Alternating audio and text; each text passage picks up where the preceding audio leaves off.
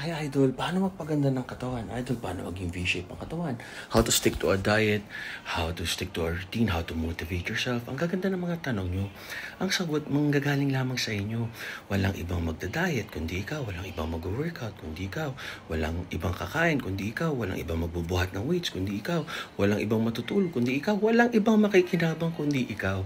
Kaya yun, di ba? Kung magtatrabaho, bakit ka nagtatrabaho, Lods? Di mo ba masagot yun, di ba? Paano ka mapapromote sa trabaho? Kailangan mo pagbutihin. So, pagbutihin mo yung sarili mo. Start with yourself. Healthy soul, magdasal ka. Your relationship with God, di ba?